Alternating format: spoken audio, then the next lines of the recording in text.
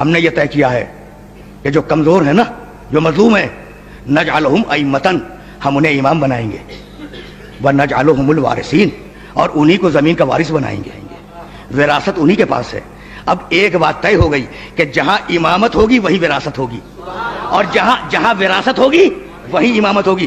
تو اب سمجھ میں آیا کہ وراثت سے انکار کیوں ہوا تھا؟ نہیں، بات واضح نہیں ہوئی۔ بھائی جب بیٹی آئی اپنے باپ کی وراثت مانگنے کے لیے تو بیٹی نے 7 آیتیں پڑھی قرآن مجید سے۔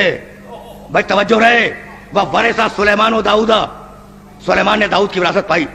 یرثنی وَیرث مِنْ آلِ یعقوب، میری بھی وراثت اس کو ملے، آل یعقوب کی بھی وراثت ملے۔ للہ میراث السماوات والارض، ایک کے بعد دوسری کے بعد تیسری، یہ کہتی گئی کہ یہ ہے تمہارا قرآن جو وراثت کی بات کرتا ہے۔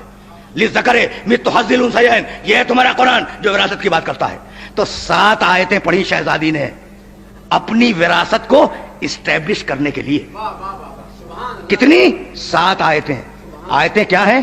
قرآن ہے نا۔ 7 آیتیں پڑھی شہزادی نے، بڑا اصرار کر رہا ہوں جملے کے اوپر۔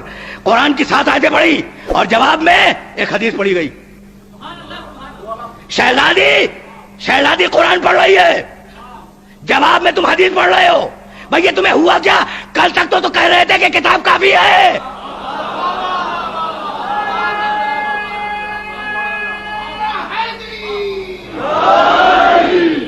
بھئی تمہیں کیا ہوا؟ کل تک کہہ رہے تھے نا کہ کتاب کافی ہے، اور اب کتاب کے مقابلے پر حدیث پیش کر رہے ہو۔ تو اب مجھے جملہ کہنے کی اجازت ہے کہ خرمے کے درختوں کا مطالبہ کرنے نہیں گئی تھی، شہزادی باغ مانگنے نہیں گئی تھی۔ شہزادی کو کوئی دلچسپی، اگر مانگ لیتے نا تو شہزادی یوں ہی صدقہ کر دیتی۔ اگر مانگ لیتے تو شہزادی صدقے میں دے دیتی، اپنے بچوں کے صدقے میں دے دیتی اس پورے باغ فلک کو۔ تو باغ مانگنے نہیں گئی تھی، شہزادی تو یہ بتلانے گئی تھی کہ کل میرے باپ نے کہا تھا کہ میں ایک حدیث لکھ دوں، تو تم نے کہا تھا کہ کتاب کافی ہے، اور آج میں کتاب پیش کر رہی ہوں تو تم جواب میں حدیث پیش کر رہے ہو۔ تو تمہارا ایمان نہ کتاب پہ نہ حدیث پہ۔